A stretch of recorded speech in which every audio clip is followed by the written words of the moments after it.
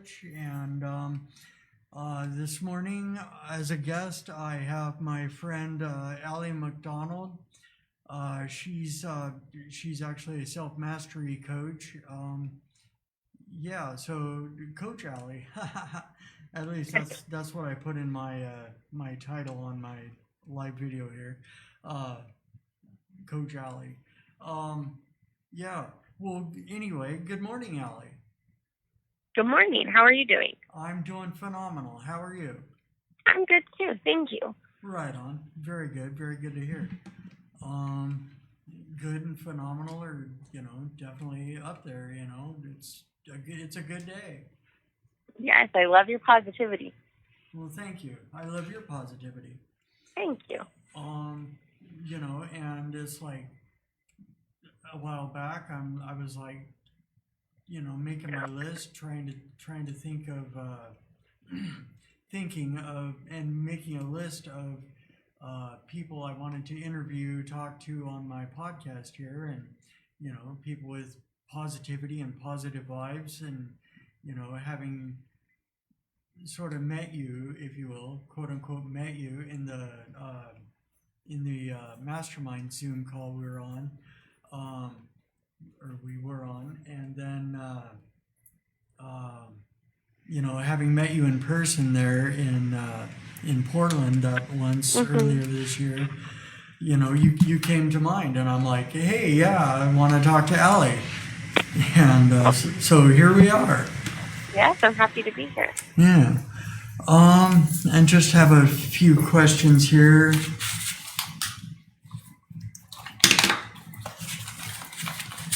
There we go. I suppose if I take off my glasses, I can read.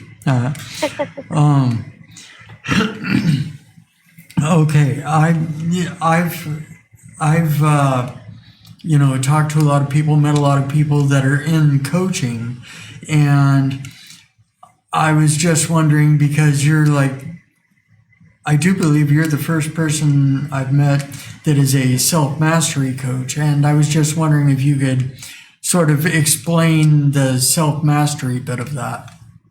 Yeah, so that's actually a title I came up with myself. I've never seen it before, but when I was deciding what I wanted to be known as, that was actually the first thing that came to mind. And I chose self-mastery because that's essentially what I think we all need to figure out how to do to create the lives that we want to live. If we don't know who we are, why we think, why we feel what we feel, what we like, what we don't like, what makes us feel good, what makes us feel bad, then we really can't become the person we want to be. We have to know who we are already, so we can master our own mind, so we can create the life we want to live, kind of like what I just said.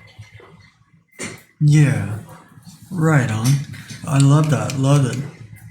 Just basically, as I've done in my life, in the past, and currently and all the time, taking inventory, and taking inventory of my life, taking inventory of who I am, who I was, and who I want to be, and it's like delving deep into those issues and finding out who I am, and where I want to go, and what I need, what I need to change to get there. Yeah, exactly. And if you're not focused on where you're at right now and what's going on in your own mind, which to me that's the definition of self-mastery, just knowing what's already going on in your own head and knowing how to work with it, because a lot of us, we fall into anxiety, stress, depression, anger, all of those, so-called negative emotions. And to master yourself, you have to be able to master those emotions. And then you master the thoughts that follow the emotions. And then you change your behavior, and all those things tend to follow suit after. But it always starts with the initial thoughts. The thoughts cause everything that follows. And does that make sense? Yeah, totally. That makes total sense. And I love that, because it's like just your title, and just thinking about the self-mastery coach, it's like Well, yeah, to go anywhere and do anything, you need to know who you are and all that. So, in essence, mastering yourself, self mastery, is the first step. 100%. And I think that's why so many people are unhappy and they can't get over things that have happened to them. A lot of people get so stuck in the past and whatever their current situation is, maybe they're not happy with what's going on in their life right now. But I think if everybody just mastered their own mind and they just got that one thing taken care of, everything else would fall into place. It'd be so much easier. But most people are too afraid to go into their own mind. A lot of us are scared of what we're going to find in there. So that's why I think a lot of people have a hard time meditating, or they don't want to do therapy or coaching, because then you really have to sit with yourself and figure out what's going on in my head right now. What traumas have I gone through? What feelings am I avoiding? And if we all push the fear of the pain aside, because that's what happens when we start coaching or therapy and even meditation sometimes. All of those bad feelings and memories and thoughts start to come to the surface. And most of the time we want to avoid them so we can just get on with our life. But if we just allowed ourselves to sit with them and maybe even talk to somebody about it and work through those things, that's when you really start to see a big change. That's what I help people do. Yeah, right on. Let's see. My next question: what sparked your interest? Like in the beginning, what sparked your interest in becoming a coach? And then, well, specifically self mastery. I guess like we were talking about self mastery being the beginning step or whatever. Mm-hmm. And so, what sparked your interest in becoming a coach? So I graduated about a little over 4 years ago. I got my degree in psychology, and when I was in college, I thought I wanted to be a marriage and family therapist. I was planning on getting a master's and doing this whole thing because I've known since I was in high school, I wanted to be a therapist or just somebody who helped people work through their stuff. And after I graduated college, I thought, okay, I'm just going to take a little break from school. And when I did that and I started working and everything, I came across I guess you'd call it the idea of being a coach, kind of a newer thing. And I was like, that sounds interesting. And the more I saw other coaches doing their thing and I had a coach of my own, I realized that was a very similar path as a therapist, but it would allow me to have a little more power in the way that I help my clients, because in therapy, traditional therapy, there's more rules, regulations, and traditional therapy also, the model is usually focused on your past very heavily, where you're repeating the past and talking about your trauma over and over and kind of just going in circles. And I think there's a time and a place for that. Traditional therapy has its place and it's great. I've done it myself. But it's not for everyone and it's not for all of us all of the time. So I realized the difference between traditional coaching and something like that is coaching is a little more forward focused rather than past focused. And so this is the route I decided to take, and I'm very happy I did. Right on. That, yeah, it's like I definitely hear what you're saying about the because I've been in several types of counseling, and I definitely hear what you're saying about the stricter or the different standards and rules and what have you, and the leaning toward the past and focusing on that, and it's like these days I'm moving forward faster, it seems like, and that's I'm not focusing on the past, I'm focusing on the present and the future, and therefore I'm moving into the future faster. Yeah, and I think if we had more people who were focused on the future rather than the past, people would be so much happier, they'd be so much more successful, and they wouldn't hold themselves back so much. Because the past, there's room for dealing with it. We have to talk about the past. so you can heal it, so you can learn from it, obviously, and move on. And all those things are very important to creating the future you want to create. It's one of the steps. We can't pretend the past didn't happen. We can't pretend your traumas don't exist. Those things need to be worked on. But it's the amount of time spent there that I think really messes a lot of people up, whether in their regular daily life they focus on it too much, or like I said, in traditional therapy or things like that too. It can really just anchor you back and hold you back when you know that you want to move forward. So that's what I help people do, but we can all do it on our own in our own ways. We just focus on the thoughts that we have and really get to know what's going on in our own minds and see, am I thinking about all these bad things that happened to me, all the things I feel guilty about, all the people who wronged me, or are you more focused on the life that you want to create, the person you want to be, the things you're excited for? Because that's not only going to change the direction of your life, it's going to change how you feel on a daily basis too. Definitely.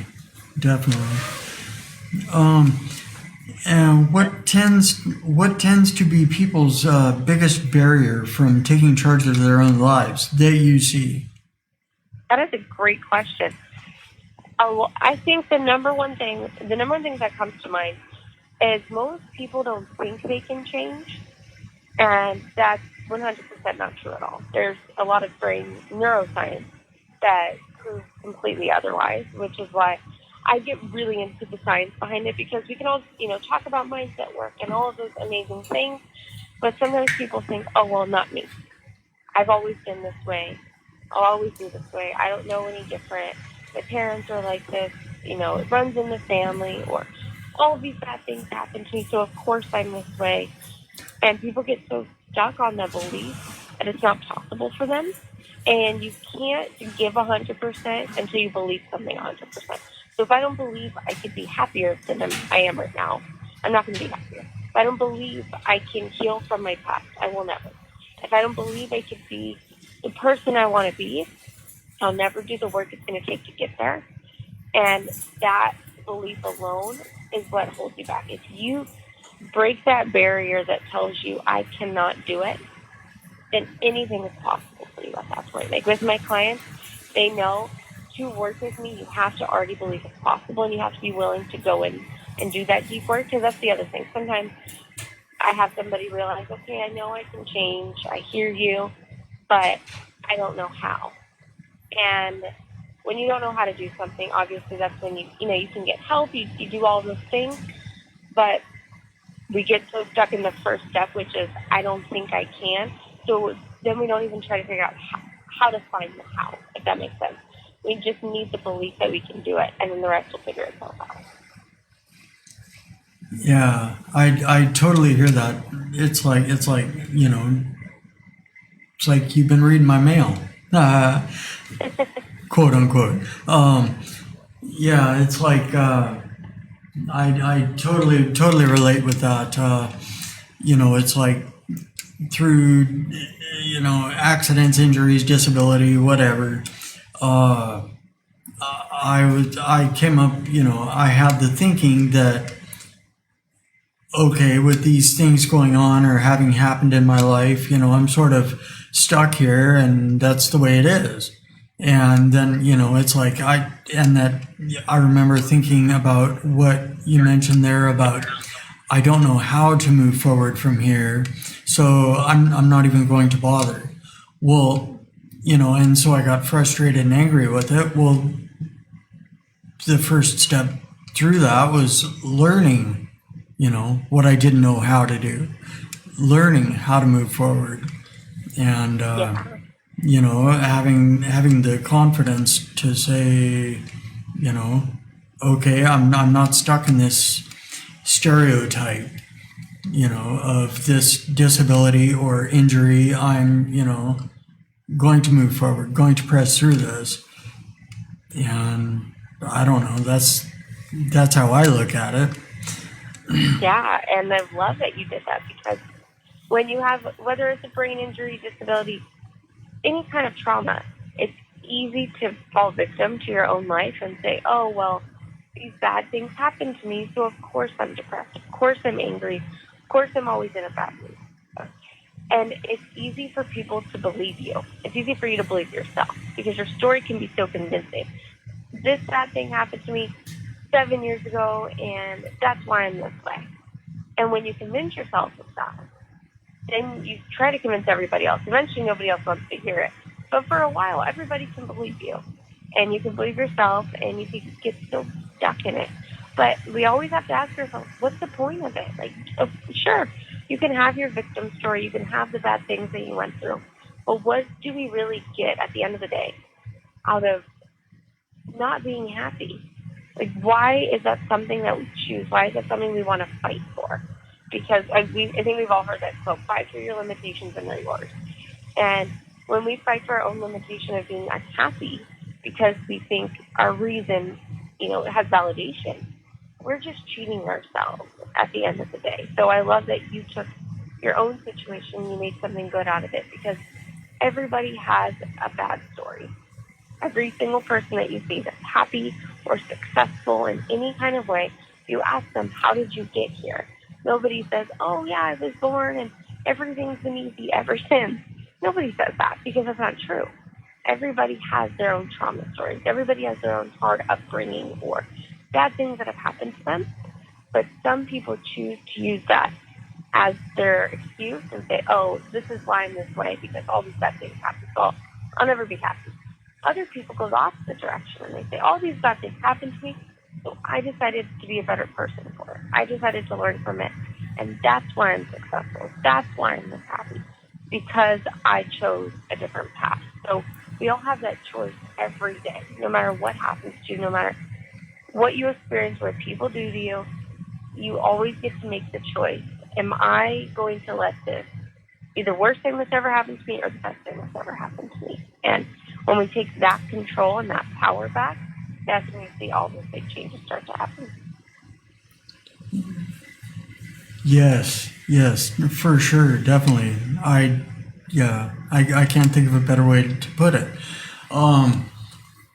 And the way I looked at it, the way I look at, when I look back at my life, when I look at the book, my autobiography that I wrote, it's like, it's like there's parts in there, the quote unquote bad stuff that happened, those negative moments of my life. It's like, sure, that, may look at it like a bad, it may be looked at like a bad story. That chunk of it may be looked at like a bad story, but it's all part of a good story. It's all good parts, because as I look back on it, because they're all building blocks. They're all steps, to get to this moment right here, right now. I had to have all that, and so it's a good story. I love that perspective. I totally agree. Everything that we've ever been through has brought us to where we are now. And I truly believe where we're at right now, even if it's not the best spot, is where we're supposed to be. And it's going to take us to where we need to go and give us the lessons we need to learn. So if anybody's listening and you're going through something hard and you're not in a good place right now, one thing I like to do in those moments is have the perspective of the future and the present. So we all know in retrospect, everything starts to make sense. We can always connect the dots. We can look back 5 years later and say, that's why this bad thing happened to me. I needed to learn this. And all of these things came because of that one situation. Because that relationship ended, now I'm happier than ever. Or because I lost that job, now I found the job of my dreams. But when you're in those moments, it doesn't feel good. It doesn't feel happy. You think it's the worst thing ever. But if you're in that moment of pain right now, be in your pain, that's fine. But try to have the mental perspective of retrospect right now. Trusting that one day it's going to make sense. You don't know when it's going to be. Doesn't mean you have to feel better at the second. But to me, having that faith, that someday it'll work out. Someday it'll make sense. Someday everything will pan out. That's going to help you get from where you're at now to the future even faster. Yes, love it. What went through my mind was, in in thinking about the bad moment, or the quote unquote bad moments, the negative spots, those being building blocks or steps to where you're going, steps up the hill, then, it's in thinking about that in terms of my running. Say I'm running a marathon. Will I trip and fall, at 15 miles in or wherever along the way, and I fall down and, slam into the pavement, and it's like, ouch, and that's like, it hurts real bad, and, my arm and my leg are scratched up and maybe bleeding a little bit, and my leg's bruised, but, hey, that's just part of the journey. It's like, get up and carry on, and get to the end of the marathon, get the medal, and, the finisher's medal. Well, that's, it's like, that's just one little tiny negative spot in the journey. It's like, overall, the journey's good. And I love your perspective. yeah, I think if everybody had that perspective, the world would be a much better place. Because, and when you were explaining that to me, I thought of an analogy that I use very often, and it's, the game Chutes and Ladders, yeah, little kids' games, and all it is you're moving up up a ladder, or you go down the slide. And that's kind of what life is. Sometimes you go up a really big ladder and everything's going great and you make it to the top. And then something happens. Sometimes it's out of your control. Sometimes you made a mistake yourself. It doesn't really matter. Something happens. You go down the slide. Sometimes it's a little slide and just, go back a few steps. Sometimes it's a really big thing that happens and you go all the way back down to the bottom. And the problem that a lot of us have is when we go down those slides, whether it's a little hiccup, like you're saying, tripping, one time at mile 15, like that's one little hiccup in the grand scheme of it. Or sometimes we have a lot of hiccups and it's failure after failure or bad news after bad news. And that's when people give up. But if you think of it like the board game, yes, you're going to have hiccups. You're going to go down. You're going to start over. Sometimes you take 5 steps forward and you go 6 steps back or 10 steps back. But that's really what life is. And you don't know when your next big ladder is going to be. If you just keep moving forward one step at a time, you don't realize that next step, or maybe it's going to be 10, 12 steps from now, it doesn't matter. But if you just keep going, you're going to be able to get back up to the top again. If you continuously decide, I'm going to keep working for it. I'm going to continue to work to be happy. I'm going to continue to work for the things that I have. But sometimes people get so caught up in they don't know how to get there. They don't know how to be happy. They don't know how to be confident. So they're afraid if they don't know how to get there to the end, then what's the point of even starting? I'm just going to stay down here. I'm not going to get up because it's pointless. It's going to be too much work. It's going to be too hard. But you don't need to know how to get there. You need to know where you're going. You need to know what your end goal is. I want to be happy, or I want to be more confident. And you just need to take the first step. That's all you need to know. Take the first step to get there. If you trip up along the way, that's fine. You get up and you do it again. And all the other steps will show themselves as you continue along that path. yeah. I was just thinking, what was running through my mind, running, but I was just thinking about what my previous analogy about running a marathon and tripping in the middle somewhere and just getting up and carrying on and going to the finish line, because that's the goal. Well, there was, I remember this one time when I was on my phenomenal road trip back in 2017. I was running with a couple friends in Portland. I was running the Forest Park Trail and running that with them, and I kept tripping and falling on these big roots and rocks sticking out of the middle of the trail. And after the first, I think 3 or 4 times I tripped and fell on the trail. My friend Hannah, she's like, maybe you better walk for a while, Shane. It's okay. We can slow down. And I'm like, no, let's go. I just kept getting up and carrying on. And I'm, okay, fine. So I walked for a while, but I just, kept getting up and moving on, sort of like the Terminator. But, it's just like, just keep getting up and moving forward. That's how you get there. That's how this whole thing works. That's how you get through life. I don't know. It's like, take it easy, slow down. Well, okay, maybe slow down a bit, but got to keep moving forward. Yeah, that's perfect. And I think if we start doing that with the small life things, the small little hiccups that happen, the small failures, the small rejections, the small daily problems we have, when we get the big problems, we get big traumas, we get the, someone in our family is sick, or there's a car accident, or you lose your job, or you go through a breakup. All the things that are big will be much easier. Doesn't mean they're going to be easy, but they'll be easier because you learn to get back up from the small stuff. And so you're like, oh, I've practiced this a million times. So when the big things happen, it doesn't mean they're going to be easy, but you're going to be more skilled in getting up and continuing on anyways, and you won't get knocked down as hard. Yeah, exactly.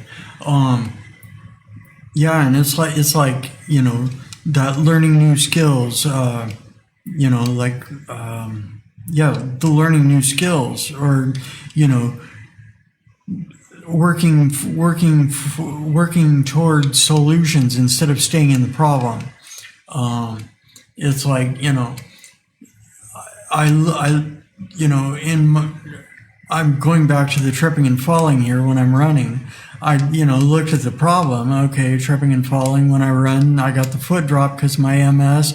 Plus, my left side is paralyzed while I was in the coma when I was 11, and that's the reason it's weaker and a little weaker than my right side, and my left leg tends to drag. Well, it's like, so I realized, okay, well, I really have to focus on this and train myself to, when I'm running, focus on picking up my left leg, so that my left foot doesn't catch and, trip me. And at any rate, it's like, I picked up one trick from a friend and was using trekking poles there for a while, but through that, and just focusing on, the solution, focusing on lifting that leg so that it doesn't catch and I trip and fall and get hurt. Well, just, working on that and focusing on that has, formed any solution. I don't trip and fall in much anymore. And, it's like just because I was looking for and working for the solution rather than staying in the problem. It's like for a while there, it was like, well, I was focusing on the problem, going, well, this is just the way it is. I guess I'm just going to have to deal with it. If I want to run all the time, I'm going to have to deal with, the tripping and falling. Oh, well, whatever. And then I decided that, okay, well, this is a problem. Let's go toward the solution. Yeah, and I wish everybody handled things the way you do. You, like you said, you're very solution oriented, but you also keep this positive perspective the whole time, which is the other key to it. You have to believe that you can find a better way, and that's what you stuck with. So you were able to find something that worked for you. But so many people stay in the stuff. They can't see past where they're at right now. And if we all just paused and took a step back and looked around, that okay, I don't like the situation I'm in right now. I don't like these conditions. And instead of complaining about it to everyone I know for the next 10 years, which is what most people do, I'm going to figure out a way out of this. Yeah. It's like I got to the, it's like when you're in a problem, just for example, since I'm already on that topic, using the tripping and falling when I run as an example, when I was in the problem, when I was totally focused on the problem, it's like, or, be it anything else in life, being focused on the problem, it's like, it becomes painful and, you have to come to a point or a decision that you're at the point where it hurts, too bad, or it hurts bad enough to where, you want to get rid of that pain, get out of the situation. And so, you've got to start working towards the solution to get out of that. Yeah.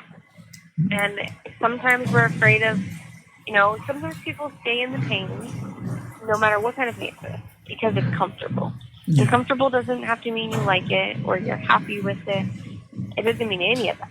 It just means it's what you're used to. So it's what's easy for you. Even if you wake up every day depressed, you hate your life, you're miserable, you're moody, you still can know that better than happiness. So you think, I'm not even going to bother. I'm not even going to bother to be happy. I'm not going to bother to change anything in my life. I'm not going to bother to fix this problem because it's so out of my comfort zone. It's something I've never done before. So I'm just going to stay right here. So some choose to just stay miserable and stay in the situation that we hate. And it's so easy to do that. It's easy to fall into it, but it's only because we're scared of the work it's going to take to get out of it. Even for you with your running. I'm sure it wasn't an easy solution. I'm sure it didn't take just one try, but you were persistent and you decided this problem is not going to take me down. I'm bigger than this. I want more than this. I am worth more than this. So I'm going to put more into it. And that's what I think is so important. Yeah, thank you. I was just reflecting. A few years ago, I was in. I was just in an uncomfortable space in my life, and I was just, I don't know, I'll just put it that way. I was just plain uncomfortable and didn't like where I was at, didn't like, I liked my life, but felt like, I wanted more. I had that urge, that desire for more. I just, something was wrong. So I just did the work and started working toward better, started working toward more. That, it's like, there was actually a few episodes one episode of Doctor Who. I forget which one it was, but I do believe, it was David Tennant playing Doctor Who. I think it was, anyway, I forget. But he was saying, you can be so much more. And it's like, that hit me when I watched that episode, and it's like, yes, I'm here, I feel uncomfortable, and I can be so much more. My life could be so much more. And so that's pretty much, that was one of the turning points where it's like, okay, let's work toward more, potential. Yeah. I love little one-liners like that because sometimes those are the most impactful, just so much more. That alone can inspire somebody, and I love that it did that for you. I think we obviously all can be so much more. And I think everyone kind of knows that, but so many people think they're not capable, or they're not me. But the problem is with that we're almost looking at ourselves as we're not special enough, or we're too special. It's almost like we're too special. Oh yeah, I can see how that works for you and everybody else, but not me. I obviously have to stay stressed because I've always been like this. But you're not that special. You don't have to stay this way. You're not immune to this. Every single person can have more and be more. It's just, are you willing to work for more? Are you willing to be happier? Because even being happier is work. You have to get uncomfortable. You have to get really uncomfortable. And not just uncomfortable in the sense that you have to be, miserable, because that's uncomfortable too. But it means you have to start trying new things that will make you feel better. You have to try new thoughts that will make you happier. You have to try new feelings of happiness. And sometimes that's too scary for people too. So they just stay in a little comfort of misery because that's all they know. Yeah, yeah, exactly. That uncomfortable or uncomfortableness, that state of being uncomfortable. I've been there so many times, just like, okay, I'm comfortable here. I'm not going to move. I'm just going to stay here forever. And then it's like, ouch, this does hurt. And, after a while, it's like, ouch, this hurts a lot, so something's got to change, and so it's like that space of comfort became uncomfortable. Or, there were situations where I was in, in a state where, I was comfortable, but, in order to move on, to that spot which is so much more, or that spot which is further along down the line, I had to go through a little space or even a big space that was uncomfortable in order to get there. I had to do the work, and doing the work was uncomfortable because I was, comfortable not doing the work. Yeah, that makes a lot of sense. I think that's so common for people, and if that's the place somebody's in right now, it doesn't help to think about the problem any longer. I mean, we've kind of talked about that, but it doesn't help to talk about, for long periods of time, this is why I'm uncomfortable, these are bad things. We need to focus on the vision of where we want to go and who we want to be. That's my big thing. I think if we all woke up every morning, and I do this every single day, sometimes multiple times a day, if we just visualize who we want to be and the life we want to live, and we just sat there and thought about it, and not just thought about it, but really put a picture in our head, watched a movie play out in our head of something that's never happened to us before, something we really want to happen, and we allowed ourselves to create the feeling of excitement, of happiness, of giddiness, of whatever emotion it is you want to feel. If you did that every single day, that alone would start to propel you forward in a way you can't even imagine, because our brains do not know the difference between something imagined and something real, which is why maybe we think about a speech we have to give, or a test you have to take, or a job interview, and just thinking about it, you're not even there yet. It's 3 weeks away, but when you think about it, you get this nervous feeling in your stomach, and your stomach's in knots, and maybe sometimes you start sweating and you get hot, you get a little shaky when you're really nervous about something. But all it was your thought. It was just your brain imagining a situation. It's not even real. A situation sometimes that'll never happen, but you're imagining it, and it causes all these physiological reactions. That alone shows how much your thoughts affect your body. And when your body's affected, your thoughts are affected, your feelings are, of course, affected. And then the things you do are affected, and the life that you create is all based on that. So most of the time, we're visualizing a future we don't want to create. We're imagining all the stressful things that are going to happen, all the bad things that could come up, all of the problems that are going to arise.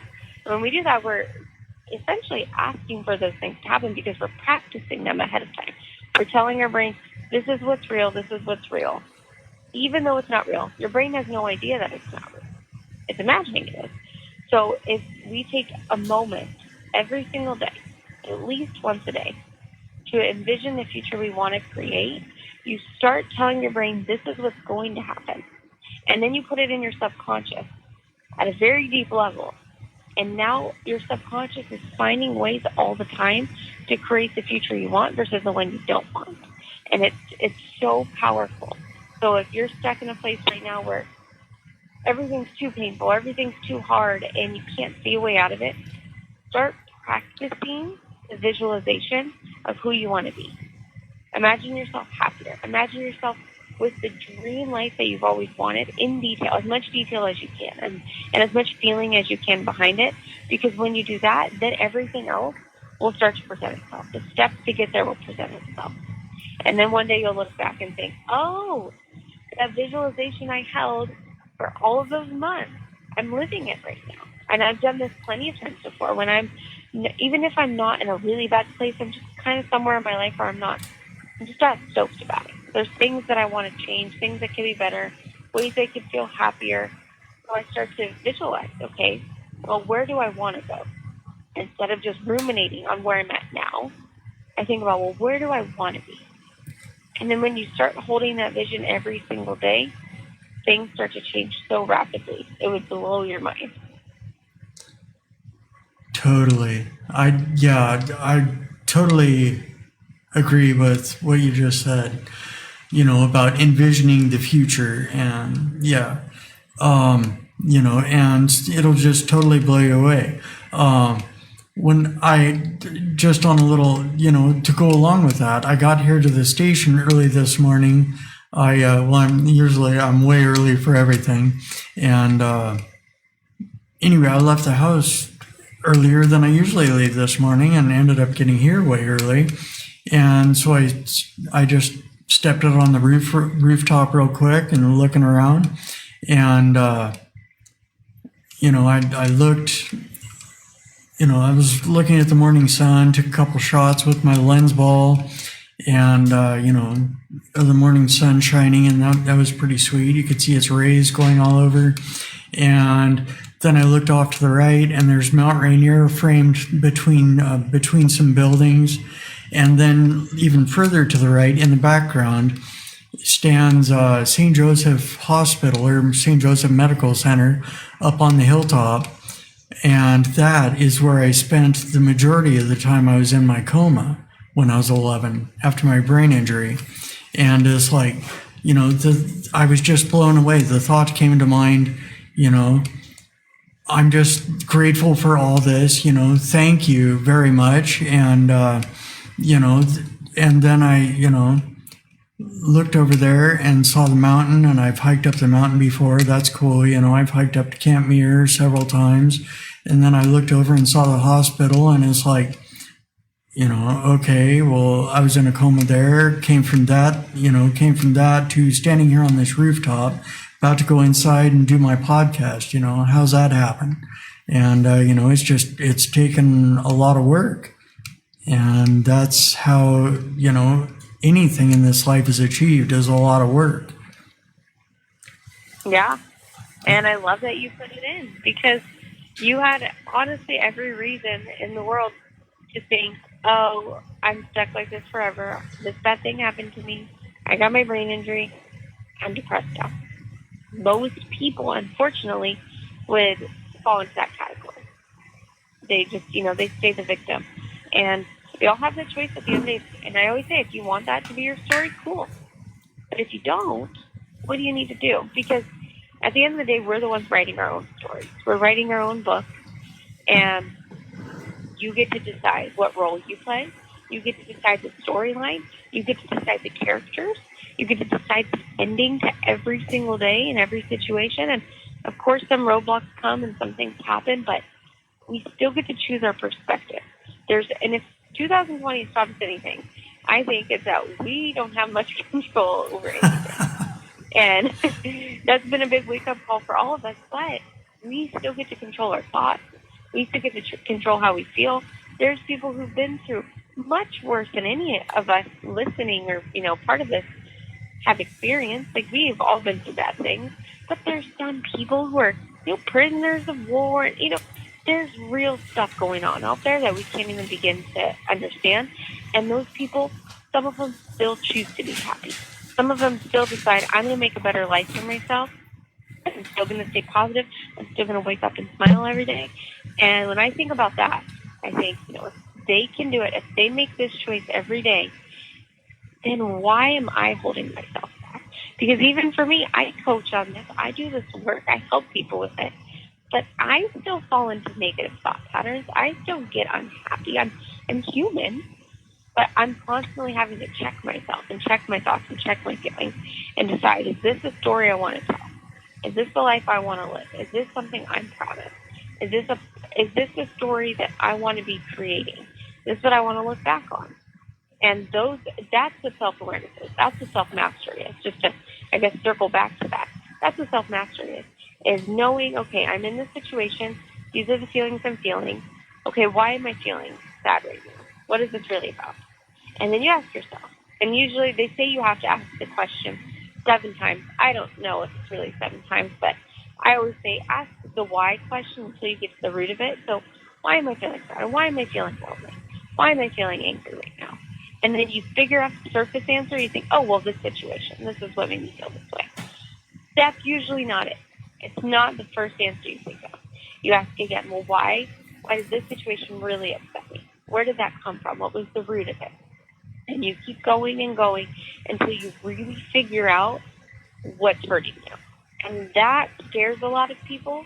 That's why people don't, again, like to do therapy or meditation and things like that, because that root problem, that root fear, that root insecurity, those are the ones that we're afraid of. But that's where all your answers are. Because when you're able to get to that level of your mind, that's when you start to master yourself. Because then you know, well, when these situations happen to me, this is how I tend to feel. And when I feel like that, then I start to have these thoughts. And then when I have these thoughts, I do these things that I'm not really proud of. So I know I don't really want that situation. What's the situation I do want? Okay, well, I want to feel happy. Well, what makes me feel happy? How am I holding myself back from happiness?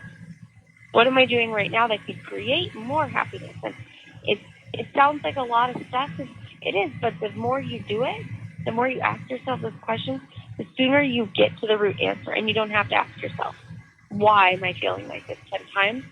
You get the answer much quicker because you're already so aware of what kind of thought patterns you have and what holds you back from being happy that you can pull up the answer really quick, and you can start to heal everything that's going on in your life much quicker than you used to, because your mind's like, oh yeah, we've done this before. And you can pick yourself back up so quicker. And it creates resilience, emotional resilience, in a way that a lot of people don't typically understand, because it's a muscle you have to build. And the more the more you work that muscle, the easier it gets, and the happier you can start to feel. Definitely. Yeah, it's just, repetition is like, keep at it, and then it just, becomes part of you, becomes more natural. Yeah, that's some, and a lot of people, even when I was younger, when I wasn't coaching or anything, it was always the assumption, and I think it still could be, the assumption that I'm naturally always happy, or I always have a positive perspective, and I'm always in a good mood. And that's not true at all. I have to do the work all the time. Or like you're saying, it's repetition. It's me deciding over and over and over and over, I want to have a better thought. Yesterday, I was in a mood. I was not. I wasn't in like a mean mood. I was just not happy yesterday. A good part of yesterday. And that's not something everybody thinks. When, if you know me, maybe personally, maybe you see that in my personal life, but coaching and, things like that, people assume that, oh, well, she teaches these things, so of course she always, she's always happy. No, I teach those things because I have to use them too. I have bad things that happen to me.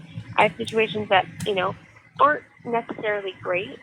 So I have to constantly be doing the same work. I have to do the repetition. I have to be, working that muscle of resilience. And when I have a negative thought, I constantly have to combat it. It's like a fly swatter. I have a negative thought, I have to fly swatter. I have a negative thought, I have to fly swatter. And some days like yesterday, I'm doing it all day. Luckily, it doesn't happen too often. But some days are like that. And it shows to me that if I have those days and I could still practice being positive, anybody else can do it too. Anybody else can do it. You just have to, make a choice that I'm not going to give up until I feel better again. I'm going to keep questioning every thought until I get to the reason. I'm going to keep changing the direction of where my thinking is going until I feel better. I'm going to keep changing the emotions that I experience until I feel peace. And that's what we all need to be doing, even when it's not easy. Definitely. Well, I just realized we're at the end of the podcast time. So I just want to thank you from the bottom of my heart. I just want to thank you very, very much for being on my podcast, Allie. And this has been phenomenal episode. And like I said, like I told you, I think I told you yesterday on Messenger that this will be, or at least I put it in a post of mine anyway, it will be available on YouTube later this afternoon. So, when I upload the episode onto there, it will be available for viewing afterward. And, we can always look at it again. And, yeah, I'm just so very, very grateful that had the opportunity to be on my podcast.